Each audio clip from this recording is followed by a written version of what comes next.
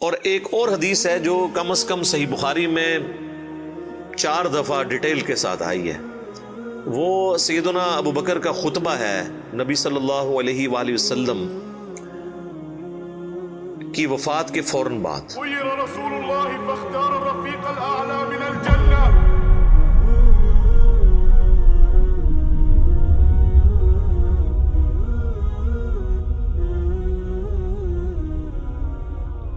اس کے اوپر میری الگ سے بھی کئی ایک ویڈیوز ریکارڈڈ ہیں جس میں میں نے وہ احادیث ڈسپلے بھی کی ہیں صحیح بخاری کے اندر کہ جب نبی صلی اللہ علیہ وآلہ وسلم کی وفات ہوئی تو سیدنا ابو بکر جو ہے وہ حجرہ عائشہ میں داخل ہوئے چونکہ محرم بھی تھے، اور اس حال میں کہ انہوں نے دیکھا کہ مسجد میں جھمگٹا لگا ہے اور سیدنا عمر جو ہے وہ تلوار اٹھائے کھڑے ہیں کہ جو کوئی کہے گا کہ محمد صلی اللہ علیہ وآلہ وسلم دنیا سے جا چکے ہیں تو میں اسے قتل کر دوں گا.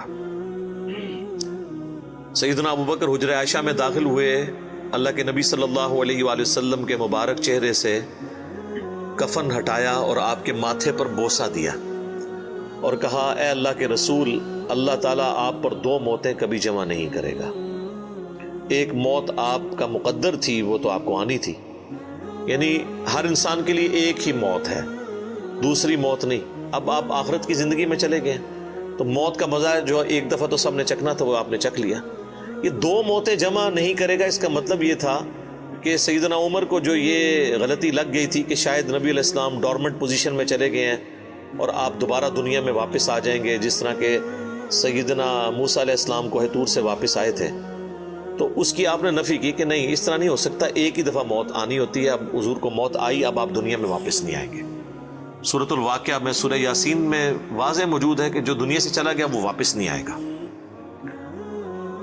اور اس کے بعد سیدنا ابو بکر، صحیح بخاری کے الفاظ ہیں، مسجد نبوی میں آئے اور دیکھا کہ سیدنا عمر کے گرد لوگ جمع ہیں تو وہ سیدھا ممبر پہ چڑھے اور کہا عمر کو اس کے حال پہ چھوڑ دو. یعنی اس وقت حضرت عمر کو یعنی سمجھانے کی لوگ کوشش کر رہے تھے تو انہوں نے کہا ان کو چھوڑ دیں، آپ میری طرف متوجہ.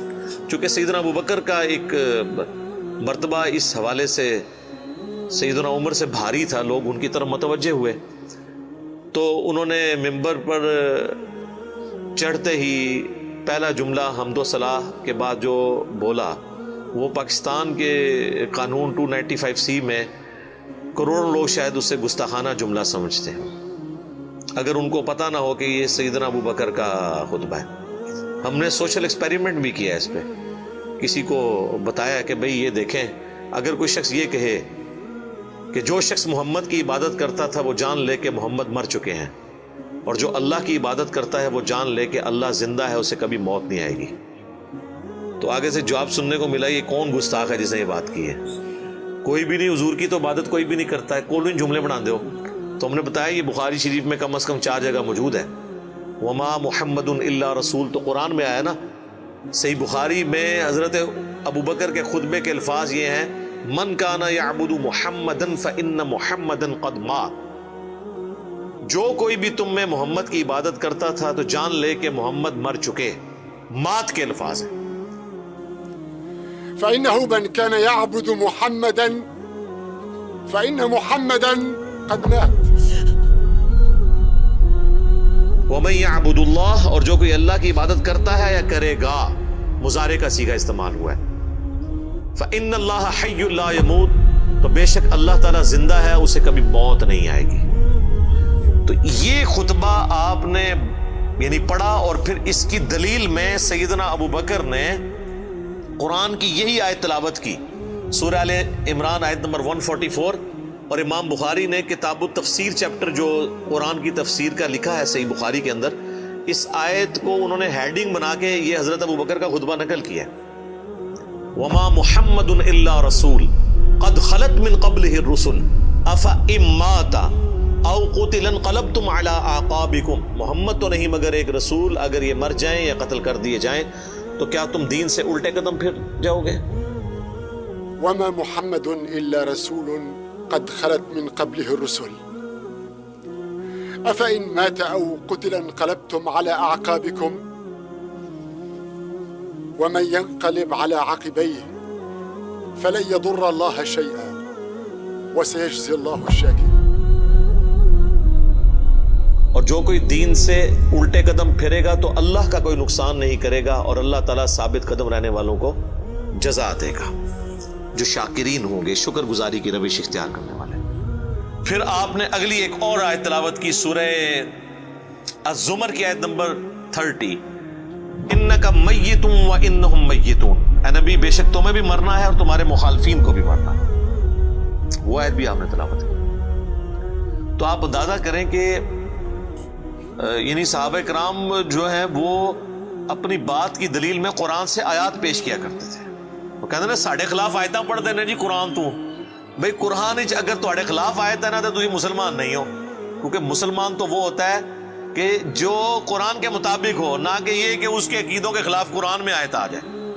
تو اگر کوئی کہہ رہا ہے ساڑھے خلاف آیتاں پڑھ دے تو سمجھ لو کہ پھر تسی تو کافر ہی ہوئے نا، مسلمان کے خلاف تو قرآن کی آیت نہیں پڑھی جا سکتی نا۔ اگر آپ کا وہ عقیدہ ہے تو آپ کے خلاف کہاں سے ہوگی؟ تو صحابہ کرام دیکھیں کہ قرآن سے دلیل پیش کیا کرتے تھے، یعنی وہ اپنی بات کی دلیل بھی قرآن سے پیش کرتے تھے۔ لیکن یہاں پہ ایک بڑی حیران کن چیز ہے جس کو میں نے ہی پوائنٹ آؤٹ کیا ہے، میں نے کہیں پڑھے ہوئے نہیں یہ دیکھا، حالانکہ یہ بہت ضروری تھا کہ اس چیز کو ہائی لائٹ کیا جاتا، کہ حضرت ابو بکر نے ایک فرضی جملہ کیوں بولا؟ کوئی ضرورت نہیں تھی، اور جملہ بھی ان لوگوں کے سامنے بولا کہ جن میں سے کوئی بھی رسول اللہ کی عبادت نہیں کرتا تھا۔ یہ لوگ ہوتے تو یہ ان کو کھڑے ہو کے کہتے بھی تو کی اتنے تقریریں پہ کرنا ہے، کو دروشی پڑھ تو اتنے حضور دی میت ہوتے تو اتنے گستاخانہ آیتاں پڑھ رہے ہیں کہ جی جو محمد کی عبادت کرتا تھا وہ جان لے کے محمد مر چکے ہیں۔ ایک اتنے لکھے ہے قرآن اچ کون ہی گلا بنانا ہے، سیدھے کوئی عبادت نہیں کرتے، خود سے ہی باتیں بناتے ہو۔ سیدنا ابو بکر نے بیسیکلی امت کو یہ میسج دیا کہ نبی علیہ السلام کی تعلیم یہ ہے کہ آپ کو بت نہیں بنانا، اور اس پہ میں بولا کرتا ہوں کہ یہ محمد رسول اللہ صلی اللہ علیہ وآلہ وسلم کی کامیابی ہے کہ آپ نے ایسی ٹیم اپنے بعد چھوڑی ہے جو ان کی میت پہ ان کے فضائل بیان نہیں کر رہی، توحید بیان کر رہی ہے، کیونکہ ان کو پتا تھا کہ محمد رسول اللہ سے بھی آلموسٹ 500-600 سال پہلے ایک شخصیت دنیا میں گزری جس کے نام پہ دنیا کا سب سے بڑا شرک ہو رہا ہے، عیسیٰ ابن مریم۔ نبی صلی اللہ علیہ وآلہ وسلم نے ایک دوسرا عیسیٰ ابن مریم بن جانا تھا اگر صحابہ کرام شروع میں اس معاملے کو کل نہ کرتے، اور یہ انہوں نے اپنی ذاتی اختراع نہیں تھی، یہ نبی علیہ السلام کی مبارک تربیت کا اثر تھا، کیونکہ صحیح بخاری میں موجود ہے، دیکھنا میری شان کو اس طرح بلند نہ کرنا جس طرح عیسیٰ ابن مریم کے ماننے والوں نے ان کو ان کی شان میں بڑھا دیا، ڈیوینٹی ان کے بارے میں کلیم کر دی۔ میں اللہ کا بندہ اور اس کا رسول ہوں، مجھے اللہ کا بندہ اور اس کا رسول ہی کہنا۔ تو دیکھ لیں سیدنا ابو بکر نے عقیدہ توحید اس وقت امت میں راسخ کیا۔ یہاں تو کوئی پیر کوئی بزرگ مر جاتا ہے نا تو اس کی شان میں نغمے بنا لیے جاتے ہیں۔ یہ بھی دیکھ لیں آپ، کل خادم رضوی صاحب کی ڈیتھ کے اوپر وہ کسی نے راتوں رات بیٹھ کے ترانہ بھی لکھ لیا ہے، اور وہ ترانہ انہوں نے بڑے اچھے انداز میں اس کو گا بھی دیا ہے، اور ان کی میت کے اوپر وہ چل بھی رہا ہے۔ اور نبی علیہ السلام سے زیادہ تو کوئی تعریف کے لائق نہیں ہے نا مخلوقات میں، لیکن آپ کی میت کے اوپر کوئی درود شریف کی کوئی گھیٹیاں نہیں پڑھیاں جا رہی ہیں، کوئی چادر نہیں کھلاری ہوئی، توحید کا خطبہ بیان ہو رہا ہے کہ اللہ کے نبی فوت ہو چکے ہیں۔ سیدنا عمر کے الفاظ ہیں صحیح بخاری میں، جب میں نے ابو بکر کا یہ خطبہ سنا تو میری ٹانگیں میرے جسم کا بوجھ نہیں اٹھا سکی۔ اچھا، آپ لوگ قرآن و حدیث سنتے ہیں تو غصہ آ جاتا ہے، صحابہ قرآن و حدیث اپنے عقیدے کے خلاف سنتے تھے نا تو ان کی ٹانگیں ان کے جسم کا بوجھ نہیں اٹھاتی تھی، وہ اتنے پشیمان ہوتے تھے کہ میں غلط کانسیپٹ کے اوپر ہوں، میں فوراً رجوع کروں۔ اور سیدنا ابو بکر کے خطبے کے بعد سیدنا عمر کہتے ہیں مجھے یقین آ گیا کہ حضور فوت ہو چکے ہیں۔ اور پھر بخاری کے الفاظ ہیں، صحابہ کہتے ہیں کہ ہم کئی دن تک ہماری یہ حالت تھی، جب ہم ایک دوسرے کو ملتے تھے نا تو ہم یہ آیت سناتے تھے، وما محمد الا رسول قد خلت من قبلہ الرسل، یہ سورہ آل عمران کی آیت نمبر 144، تاکہ ہمیں یہ یقین آ جائے کہ نبی علیہ السلام دنیا سے جا چکے ہیں۔ ایک دوسرے کو یہ آیت سنایا کرتے تھے، گستاخانہ آیت، یہ تو گستاخانہ ہی کہتے ہیں نا۔ یہ ہوتے تھے جناب ایک دوسرے نو جناب کچھ اور ہی سنا دے، نعتاں سنا دے رہتے۔ تو صحابہ نے ظاہر ہے انہوں نے تو مشن لے کے چلنا تھا نا، ان کو تو پتا تھا کہ پیغمبر کا کام ہے اللہ کا پیغام دنیا تک پہنچانا، اس کے بعد وہ امت کے کام حوالے کر کے چلے گئے ہیں۔ اب پیغمبر کے ساتھ نسبت اس کی ہوگی، محمد رسول اللہ کا لاڈلا قیامت کے دن وہ ہوگا، حضور کی شفاعت کا حقدار وہ شخص ہوگا جو نبی الاسلام کے مشن کو آگے لے کے چلے گا۔ یہ نہیں ہے کہ جو جتنا اونچا نعرہ مارے گا۔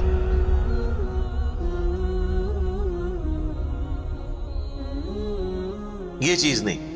ہم لوگوں نے تو اس حوالے سے بالکل کانسیپٹ جو ہے نا وہ بدل لیے ہوئے ہیں، چونکہ ہم نے قرآن پڑھا نہیں ہے اس لیے ہمیں اندازہ نہیں ہے کہ قرآن پاک میں نبی صلی اللہ علیہ وآلہ وسلم کا سچا محب اور سچا پیروکار کس شخص کو ڈکلیئر کیا گیا ہے، جو آپ صلی اللہ علیہ وآلہ وسلم کا مددگار ہوگا ان کے دین کے بارے میں۔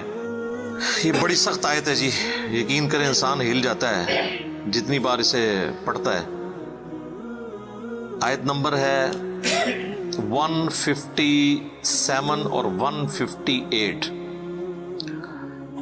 الذین یتبعون الرسول النبی الامی الذی یجدونہ مکتوبا عندہم فی التوراۃ، یعنی اہل ایمان کے بارے میں آ رہا ہے کہ یہ اس نبی کی پیروی کر رہے ہیں، اس نبی امی کی جس کا ذکر یہ لکھا ہوا پاتے ہیں اپنے پاس تورات اور انجیل میں۔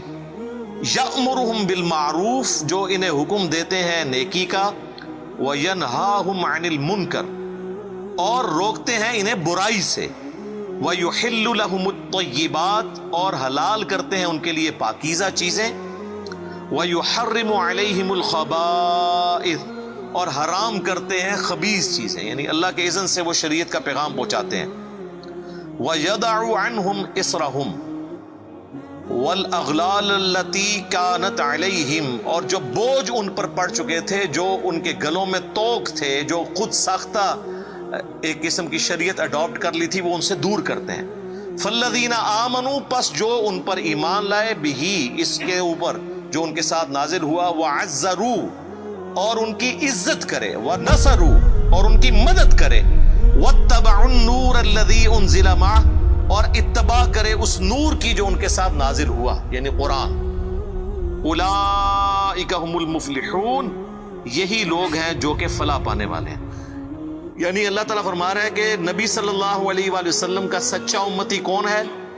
جو کہ ایمان لے کر آئے ان پر، اس کے بعد ان کی عزت کرے۔ یہ تو دونوں آسان کام ہے۔ ایمان بھی لاتے ہیں لوگ، عزت ضرور سے زیادہ کر رہے ہیں۔ ظاہر ہے کہ جب یہ کہیں گے خدا کا پکڑا چھڑائے محمد، محمد کا پکڑا چھڑا کوئی نہیں سکتا، غلوف کر رہے ہیں۔ رسول اللہ کے سامنے یہ کوئی جملہ بول سکتا ہے؟ اللہ جس کو پکڑ لے گا نا، نبی علیہ السلام اس کو چھڑوائیں گے نہیں، نبی علیہ السلام چھڑوائیں گے اس کو جس کو چھوڑنے کا اللہ اذن دے گا۔ دھونس کے ساتھ کوئی کسی کو نہیں چھڑوا سکتا۔ شفاعت بالاذن ہے، ہر دفعہ نبی علیہ السلام جا کے سجدہ کریں گے اور اللہ تعالیٰ اذن عطا فرمائے گا اور مقرر کرے گا تعداد کہ اتنے لوگوں کو جن کا ایمان اس لیول کا ہے اب ان کو نکال لیں، جن کا ایمان اس لیول کا ہے ان کو نکال لیں۔ نبی علیہ السلام اپنی مرضی سے کچھ نہیں کر سکتے، یہ تو عقیدہ ہی گستاخانہ ہے۔ تو اللہ تعالیٰ ہمارا ایمان لاؤ اس نبی کے اوپر، عزت کرو، وَنَصَرُوا، اور مدد کرو ان کی کاز میں، ان کے مشن میں، وَاتَّبَعُوا النُّورَ الَّذِي أُنزِلَ مَعَهُ، اور اتباع کرو اس نور کی جو ان کے ساتھ نازل ہوا، یعنی قرآن۔ اولئک هم المفلحون، ایسے لوگ ہیں فلاح پانے والے، یہ لوگ فلاح پائیں گے۔ تو فلاح کے لیے صرف ایمان لانا ضروری نہیں ہے، بلکہ رسول اللہ کی مدد بھی کرنی ہے، آپ کی عزت اور تعظیم کے ساتھ آپ کی مدد اور قرآن کی پیروی۔ تو صحابہ کرام نے حضور کی میت کے اوپر عقیدہ راسخ کر کے بالکل صحیح بات بتا دی، اور آپ دیکھیں صحابہ کو کبھی یہ وہم بھی نہیں آیا تھا کہ نبی علیہ السلام سے ہم نے جا کے اب ڈائریکٹ کوئی بات کرنی ہے، ورنہ آپ دیکھیں حضور کی میت رکھی ہوئی ہے، صحیح بخاری میں ڈیٹیل موجود ہے، میرا ایک کلپ بھی ریکارڈڈ ہے، سیدہ فاطمہ کا قاتل کون، اس میں نے ڈیٹیل سے سقیفہ بنی ساعدہ کی حدیث بیان کی تھی کہ کسی کے دماغ میں بھی یہ مشورہ نہیں آیا کہ نبی علیہ السلام سے آپ کی ابھی میت باہر ہے، ابھی تو قبر میں نہیں گئے، جو لوگ قبر پہ جا کے مانگتے ہیں اور بزرگ باپوں کی، رسول اللہ تو ابھی ان کی میت باہر رکھی ہوئی ہے، جا کے آپ کے میت سے جا کے پوچھ لیں کہ یا رسول اللہ بتائیں آپ کا سکسیسر کون ہے آپ کے بعد۔ کسی کو وہم نہیں آیا، بعد کے لوگ پتہ نہیں کیا کیا دعوے کرتے ہیں۔